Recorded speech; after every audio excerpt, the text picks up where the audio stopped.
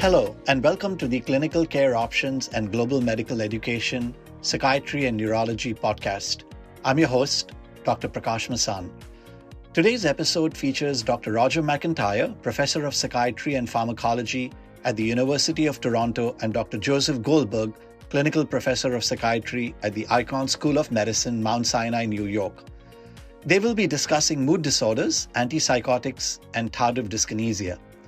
This episode is part of a larger educational program titled Tardive Dyskinesia and Psychiatric Illness.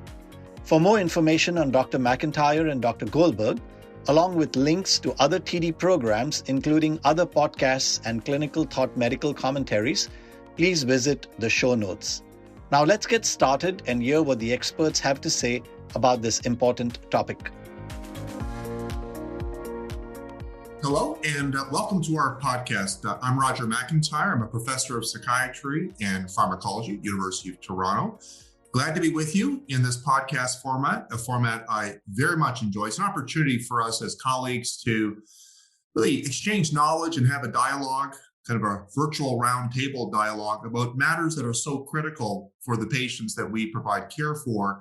And today's topic is going to focus on TD, tardive dyskinesia, but more broadly, we're going to be talking about commonly encountered patients with mood disorders, prescription of psychotropic drugs, notably antipsychotics, and the topic of TD a bit more narrowly. And I'm very glad to be joined by my very good friend and colleague in New York, Joe Goldberg. Dr. Joe Goldberg, welcome. Dr. Roger McIntyre, a pleasure to be with you. Welcome to YouTube. Great, Joe. Great to be working with you on this. And Joe, this is a topic that I know you know well, and I'll put a little plug in for your wonderful book that you've recently published, and I strongly recommend it in terms of helping clinicians manage commonly reported side effects. I'm often asked, hey, Roger, how can I manage this side effect, that side effect? And I make myself look smart, Joe, by just quoting your book. So great job on the book. Here's a question for you. Let's get right down to it. So we're talking about mood disorders broadly. We're talking about antipsychotics. Has the prescription of antipsychotics in people with mood disorder, has it changed in the last, say, 10 to 20 years?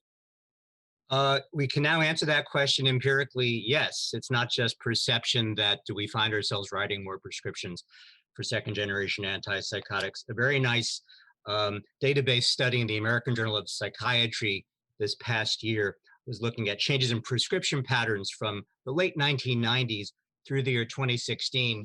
And among various classes, prescribing rates of atypical antipsychotics in bipolar disorder went up from about 12% to a little over 50% over a 20-year period.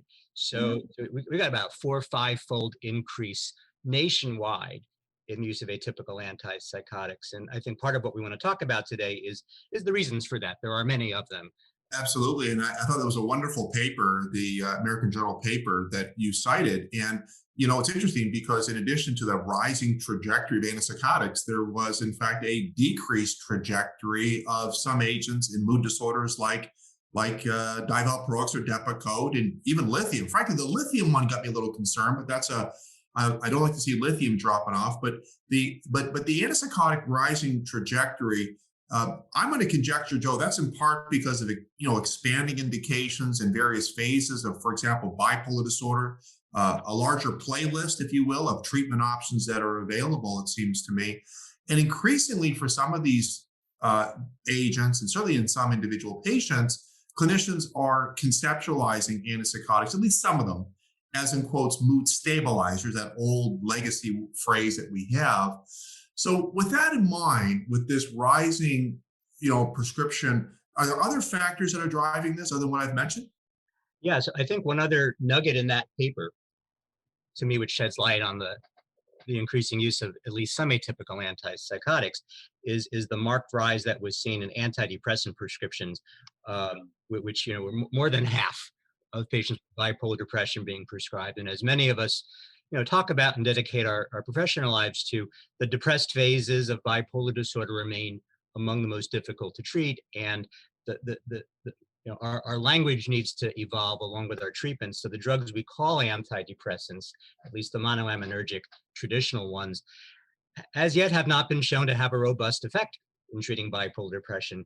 For some patients, as we know, they carry the risk of destabilizing mood, either in the short run or the long run. But regardless, I mean, imagine if you had this deadly disease, the depressed phase of which being dramatically higher than the high phase, and you go to your doctor and you say, "I'm really feeling depressed," and they take a monoaminergic antidepressant, and they would say to you, "Well, let's give you something that's never been shown to help your ailment before," without the transparency and disclosure that no one's ever found a traditional antidepressant to be helpful. And when we look at the FDA approved compounds that exist, all of them, at least in whole or part, contain an atypical antipsychotic, yet they vary in the extent to which, as a class, they have antidepressant properties. The same way mood stabilizers, I think we might agree, vary in the extent to which they have antidepressant properties. We might compare, say, lamotrigine with lithium or divalproex-carbamazepine on the relative antidepressant effect. So I hereby suggest that we talk about modifying our language away from terms like antidepressant or even mood stabilizer or even antipsychotic, and somehow adopt maybe something closer to the ECNP neuroscience-based nomenclature, or something that will connote drugs that will achieve a specific effect. In the case of bipolar disorder, the depressed phase being this big unmet need, we're looking at compounds that exert antidepressant properties that don't destabilize mood short or long term, and ideally may have some antimanic properties. And if that drug happens to be an epilepsy drug or a neuroleptic or an anesthetic or a sleep aid, I mean, nowadays we talk about a lot of molecular compounds that do or don't possess antidepressant properties. And so the use of atypical antipsychotics, at least the subgroup that's been shown to treat the depressed phase, I think accounts for some proportion in the rise of their use. Excellent points, Joe. And I couldn't agree more. I think for us to have a more coherent nosology around psychotropics broadly would not just simply give us a more sensible, coherent language, but I think also would really provide organically a way of really separating out the various agents. You know, you look at other areas, there's so many examples. For example, in cardiovascular medicine, you have ACE inhibitors and you have diuretics and calcium channel blockers, beta blockers. It provides for a very organic dissection, very organic lines between the agents, which I think actually works against some of the confusion, which is a good thing. What also caught my eye in that paper, as you mentioned, was the rising rate of antidepressant monotherapy in bipolar. And we'll have to have a separate podcast on that, Joe, and maybe bring a number of colleagues on. That often turns into a very, we'll just say, multipolar conversation. I'll say it that way. But let's talk about antipsychotics. Let's come into this category. I think we're in agreement that they're categorized together, but they truly are heterogeneous agents with respect to their pharmacology, their safety, their tolerability. And it's interesting because the so-called antipsychotics of the future may not even, be blocking D2. We'll see what happens, but with that. But let's talk about what we have now. We have antipsychotics widely prescribed. You've cited this pharmacoepidemiologic paper, Rising Trajectory, in people with bipolar, and also, of course, being used in major depressive disorder as well.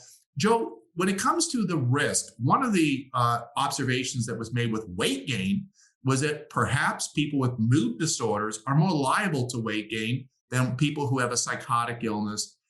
What do we know about mood disorders and TD? And maybe we should just start off with maybe a definition for TD and then talk about this sort of disease-unique vulnerability in mood disorders. Yeah, so we've sort of taken on the mantle from our colleagues who've mainly studied schizophrenia or primary psychotic disorders over the years. And if you go back to Kreplin, people with primary psychotic disorders are thought to have brain dysfunction, not just in mesocortical and mesolimbic areas, but in basal ganglia. So in the pre-pharmacology era, we thought of schizophrenia patients as being more vulnerable to mood disorders. So Roger sort of asked the question, are mood disorder patients more vulnerable to mood disorders? Are they more vulnerable to the presumed dopaminergic hypersensitization that can occur from long-term antipsychotic use? And we never asked these questions when I was a resident, not all that long ago, because we used first-generation antipsychotics. We used them sparingly. We thought of them as valuable for psychosis, valuable for mania, almost always short-term. And nowadays, as we've seen the emerging literature in both unipolar and bipolar disorder, in unipolar patients as effective adjuncts to monoaminergic antidepressants in bipolar patients as monotherapies or sometimes adjuncts to mood stabilizing drugs. We have them in place longer term. So in the way we have to conjecture, are our patients at higher risk for TD compared to who? Compared to the general population, compared in a comparable way to schizophrenia, compared to patients who are on short-term use of dopamine blocking drugs, compared to patients who take tight D2 binding agents, the tightest of which tend not to even be thought of as being all that pertinent for the depressed phase of bipolar disorder. Risperidone did not perform very well in the STEP-BD trial for bipolar depression. The first generation antipsychotics, if anything, we worry might induce depression. There's data, the old data from Mauricio Toan and Carlos Zarate looking at profenazine. We published a study showing a higher chance of depression after mania with haloperidol than with olanzapine. So I think a lot depends on which agent, in which patients, for how long. I hate to be so conditional, Roger, but you know me, I always sort of try to lay out, you can't make a broad generalization. I think it's fair to say, and you tell me if you agree or not, patients with mood disorders bring to bear a variety of risk factors for TD, some of which may likely be intrinsic. We just haven't really thought much about the striatum and the basal ganglia in primary mood disorder patients. We know that there are genetic overlaps with schizophrenia. And is there an endophenotype that speaks to a movement disorder vulnerability in some mood disorder patients, maybe in chronically mood disordered patients, mood disordered patients with psychotic symptoms, with family histories? So that's yet another podcast or two or three. But I think it's fair to say as a class, compared to the general population, this is a group that comes with higher risk. So many good points there, Joe, and your point's well taken. There's so much heterogeneity. I think we're always looking for a nice bumper sticker slogan as a way of summarizing everything, but that's at best inaccurate and likely perilous when it comes to some of these issues, like trying to have a blanket statement. But yeah, I think that taken together, people with mood disorders, at least it's a replicated observation, maybe at a greater risk than, say, as you said, person with psychotic disorders. Certainly, when we look at sociodemography, a replicated finding has been higher age, as well as female sex being a greater risk. Here in Toronto, Joe, one of the observations I've made, we have about 150 residents in psychiatry here in our program, big group, and they come into my clinic, their rotations in mood disorders, and they just reflexively give everybody an anticholinergic with the antipsychotic, with bipolar disorder or major depression. And when I asked them, where did you learn that? They said, oh, well, I was told to do this prophylactically to prevent against EPS. And I think what's important, just to this theme that you've raised, Joe, about heterogeneity, is that EPS is heterogeneous. And EPS is a collection of neurologic adverse events, movement disorders in some cases, but neurologic adverse events that, at least from a nosology perspective, can be acute or tardive. And so acute, that playlist for me has akathisia, has dystonia, and sort of Parkinsonism, although kind of a little bit, maybe more than acute. Sometimes it's a few weeks. And then tardive for me is a few months downstream. So it's important to recognize these are categorized together, but they're likely neurobiologically quite different, just simply based on the temporality, the timeline. But in the case of anticholinergics, they make akathisia and TD worse. They're the treatment of choice for acute dystonia, and they are a treatment option in people who have Parkinsonism. So I agree with this. I don't know, is this a Toronto-based phenomenon, Joe? Are you seeing a lot of anticholinergics given to people for akathisia and TD?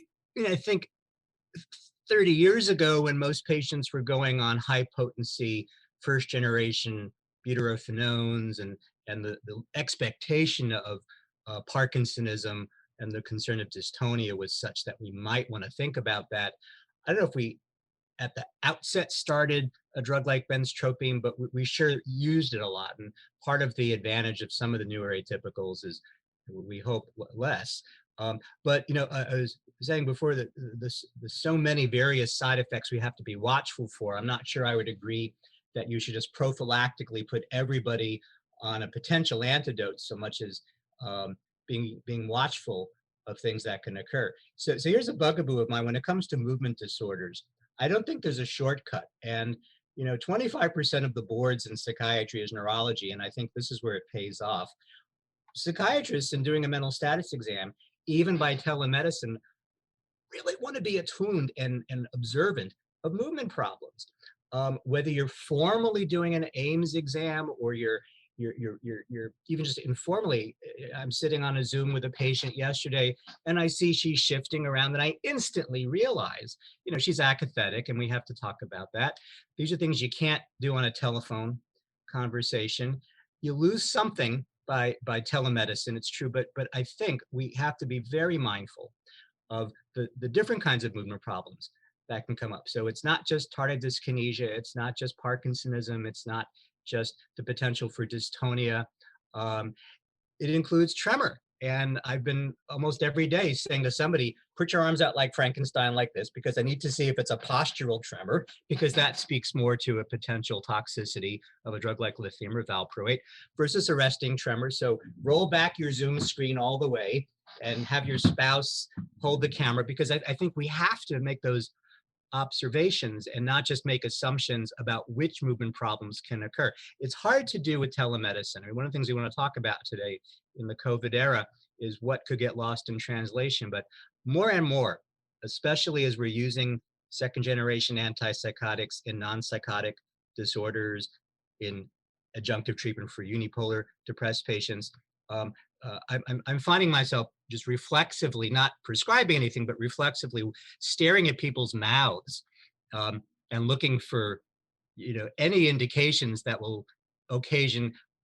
the statement for me, I notice that you're moving your tongue more, I notice you're grimacing more, your shoulders are like, and we need to devote some time to assess that. Yeah, great points, Joe. What I started many, many years ago is at each and every visit, I ask patients about abnormal involuntary movements as part of my patient EMR checkbox, if you will. So every visit I ask. I do an Ames, an abnormal involuntary movement scale, at baseline, and I do it periodically, which usually means a couple of times per year, just to make sure everything's fine, more frequently if needed. And I have found that gives me an opportunity to evaluate safety, but also gives me an opportunity for literacy. I'm educating my patient on a side effect to keep an eye out for. And I ask them about what they've noticed over the last few weeks. What are some aggravating factors? Have friends or loved ones or roommates commented on anything? And it's a very simple, the Ames, as you know, Joe, it just takes moments to do. It's a very quick evaluation. And with telepsychiatry now ushered in to a great extent now by COVID, just a reminder, and I always have to try to make sure I can see my patient's full picture, because about a third of the time, their face is not affected. I mean, we know that the facial region's the most affected 2/3 of the time. And on Zoom calls, that's when we see people's face. But if they can back the camera up, sometimes we see other areas affected that may not be the face. Here in Toronto, not a whole lot different than New York. The winters are cold, get a little slushy and icy. It's hard to get the boots and socks off in the winter. But one of the advantages of home-based assessment, it's easier, more convenient to have shoes and socks off. And I find it a good yield to look at the hands, the feet, use some provocation maneuvers like tapping fingers to really look for not just the common region. Of course, common things are common. So the face, perioral region, looking for these sort of abnormal movements, but also using provocation maneuvers to see whether the extremities are involved. Is there any kind of truncal involvement, or the axial muscles involved?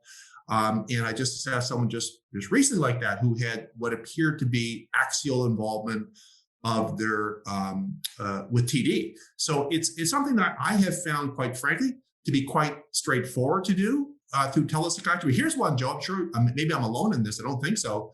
I was never asked to assess TD by telephone before, but before COVID happened, many of my patients don't have broadband or Wi-Fi, and I was asked to do it. And you want to know, Joe? It's a bit like, remember the days when we used to have those fold-out maps rather than a GPS? You're trying to travel somewhere. I actually had to rely on a really good history, Joe. And guess what, Joe? It works. Taking a very careful history. Do I like it? No. Is it a perfect way to assess for TD? Clearly not. But I was able to get a confident history just by taking a solid history, What are you exposed to? What are the movements? Where are they affecting you? What are the aggravating factors? What's the timeline? It turned out, and seeing the patient about 2 weeks after that, and I was actually quite pleased that it actually worked out okay. Obviously, it's not the best, it's not the ideal, but this is not an ideal time. Am I alone in telephone-based assessments? Have you done those too? I do, when I have to, but you remind me of the ways in which we have to at some point be able to lay eyes on a patient. I was seeing someone for a consultation who had been just doing telephone appointments with their doctor really since COVID began, and had only recently started seeing this doctor before that. And so I don't do new consultations by telephone. It's just too much gets lost. So I'm on a screen with this patient, and I am struck by the choreoathetotic movements and the serpentine, the tongue twisting that's going on, and patients with TD are often unaware of it, and so I will often ask, I'm just meeting them, I have to ask you, are you aware of any abnormal movements in any part of your body? What do you mean? Well, is it hard to control your tongue? I once asked that of a patient, and she said, oh yeah, my damn upper plate, and she pulled her dentures out. And we have to ask that in your names exam, do you have any dental problems? So there's all kinds of things you pick up. But when I was speaking to the clinician who'd referred me this other consultation, and I very gently and politely said, this patient has a fairly high AIMS score, and it's just a lot of oral buccal movements and grimacing, and my colleague said, well, I've been doing telephone appointments with her. So that's where you have to lay eyes on the patient, and brings me to the notion of everything we do, as you know, is a risk benefit analysis with every side effect. The adverse effects of atypical antipsychotics, including TD and metabolics, are no different. So I'm quite proactively looking for these things. So I want to diagnose them accurately. If someone looks like they're bradykinetic, I wonder if they're Parkinsonized. I'll ask them to get up and walk up and down. I'll ask them to get somebody to please move their arm like this. If I think they really need an in-person assessment, we'll figure something out. But that'll drive the thinking on whether, if it's Parkinsonism, do I want to alter a dose or add, if not an anticholinergic, maybe a drug like amantadine, or do I want to switch agents? So there's just so many decision points that come along the way. To prophylactically say, I'll give you an anticholinergic and cross my fingers that if you get a movement problem, it won't be a tremor, it won't be tardive dyskinesia, which anticholinergics can make worse. It won't be, it'll either be a dystonia or Parkinsonism. It's a Hail Mary to do that. You have to evaluate the patient because there's such a broad differential. I couldn't agree more, Joe. And that's a great segue into the treatment of TD. And my experience has been picking up on this anticholinergic observation that there's so many mistreatments of TD. I've seen everything just about tried, ranging from anticholinergics. I've seen people even recommend CBD and vitamin E and baclofen. And so, the list seems to be endless, none of which really have, those treatments have proven to be safe and effective in TD. One of the basic dictums of medicine is that we tend to only screen and diagnose for things that we can treat. And more recently, we've had FDA-approved VMAT2 inhibitors. And there's now a couple of VMAT2 inhibitors that have been FDA approved for people who are having TD and are eligible for such a product. Joe, how do you actually differentiate between the two? We have the deuterized tetrabenazine, and we also have valbenazine. Yeah.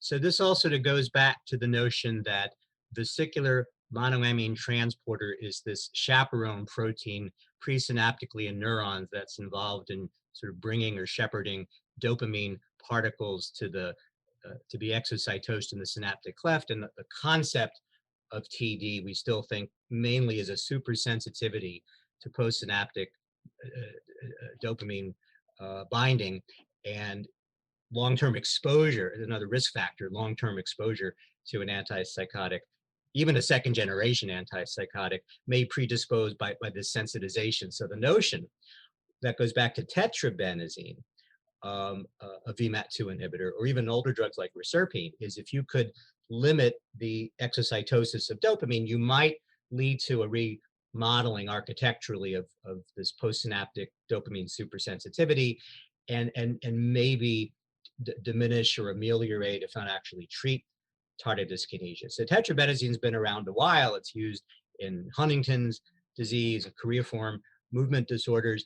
It's not an easy drug for psychiatrists to prescribe, or even neurologists for that matter. It's multiple times a day, has a risk for causing depression from dopamine depletion. So it was quite the hailed breakthrough when two variants of tetrabenazine came along in about the same vintage, around 2017. It seems like it was just yesterday. But we have one form of tetrabenazine that's got a valine molecule attached to it, that's valbenazine, which essentially metabolizes to a specific isomer of tetrabenazine that's called the plus alpha dihydro isomer. And that's where the action is at. That is the active devalinized moiety derivative of tetrabenazine that has a pretty long half-life of like 15 to 20 hours. So it's a once daily dose, comes in 2 doses, 40 or 80 milligrams a day. It's a 3A4 substrate. So you don't want to give it with potent inducers or inhibitors of 3A4. And it is intended at those 2 doses, 40 or 80, to essentially ameliorate TD symptoms. Dramatic efficacy.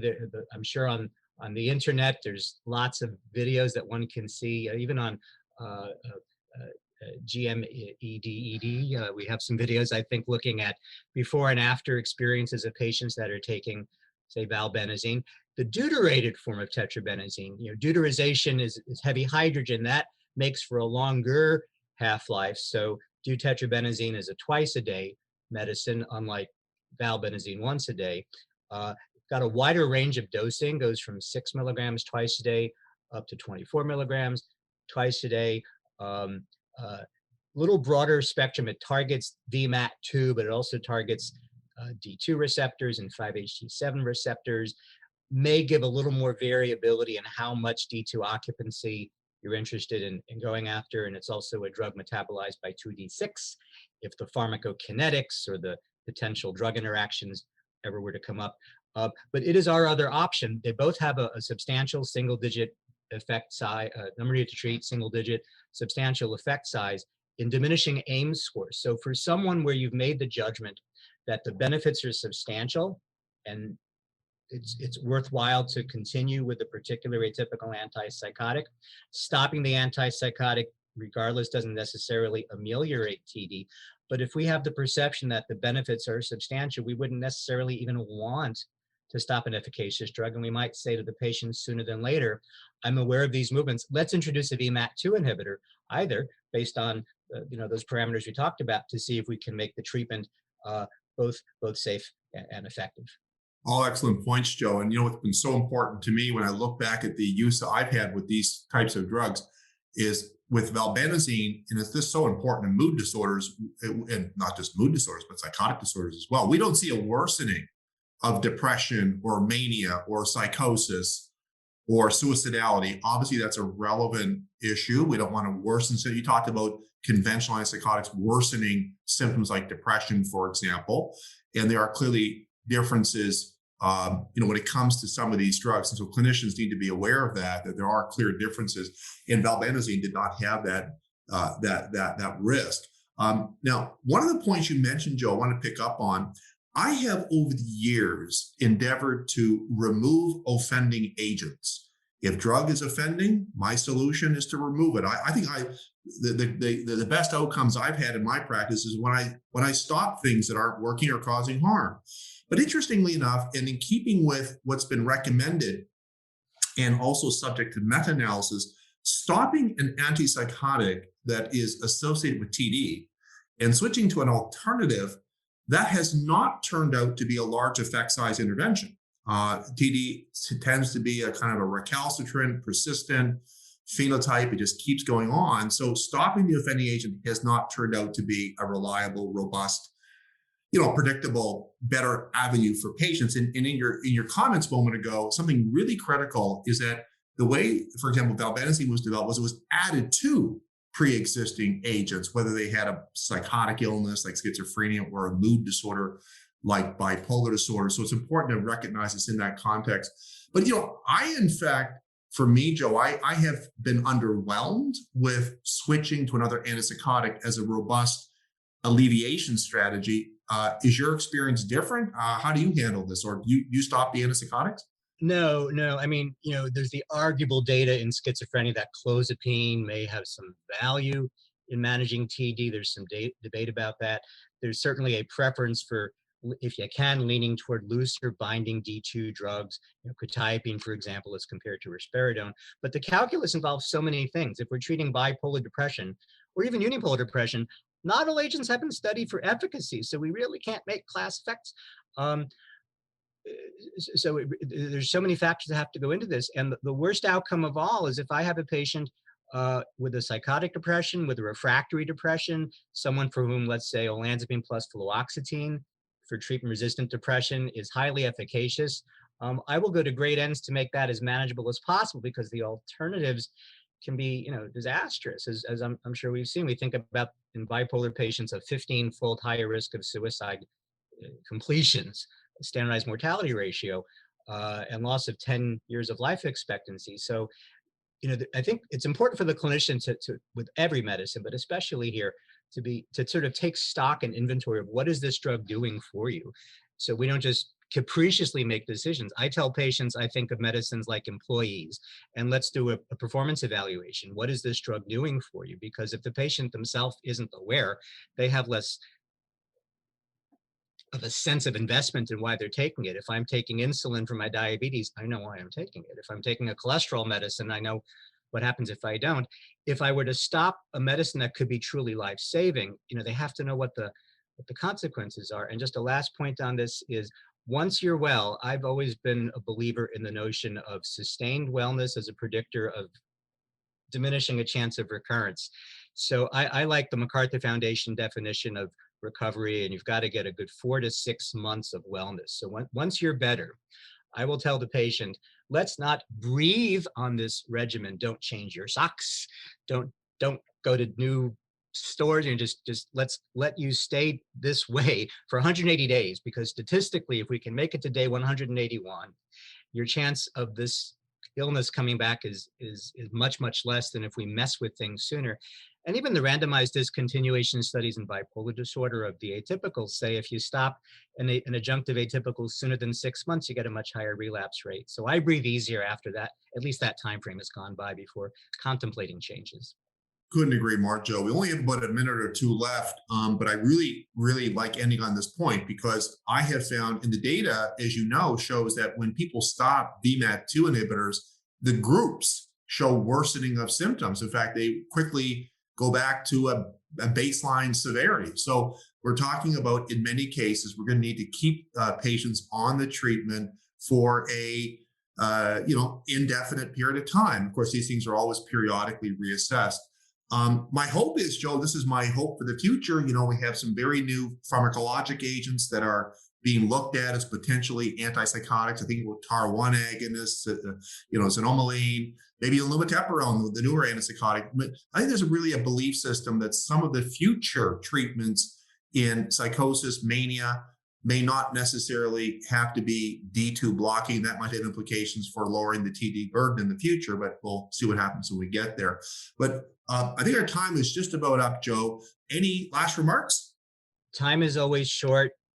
Internet-based assessments make it feel even shorter. So I'd say to clinicians, choose wisely. Make sure you have a checklist in your head of the things you need to cover in the limited time that you have, both in terms of target symptoms and this notion that whatever you're prescribing has a clear benefit, so that you're weighing risks and benefits. And we now have options, so we don't just say, well, let's avoid a medicine with a side effect. If that was the case, we'd never take anything. So we want to really strike the right balance between efficacy and tolerability, knowing that we have ways to manage adverse effects. Couldn't agree more, Joe. And I'm going to finish with a comment on what I call the implementation gap. And that is, there's a gap between what our evidence says we should be doing and what we actually do as clinicians. And if we can just close those gaps, it improves the quality of care for people. And we now have treatments that are safe and effective for people with TD across, not just mood, but also in the psychotic sort of population.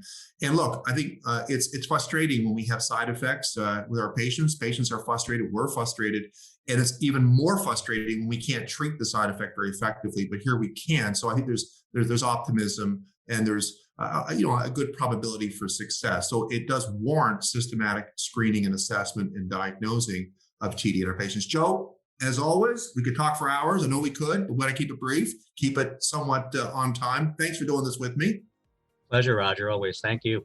And thank you to everybody for joining us for this podcast on mood disorders, antipsychotics, and TD, and hope you will continue to enjoy the series of podcasts that are offered through clinicaloptions.com. Thank you very much, Dr. McIntyre and Dr. Goldberg, and thanks to you, the listeners, for joining us today. As a reminder, to view other programs on TD, please click on the link in the show notes. As always, thank you for listening.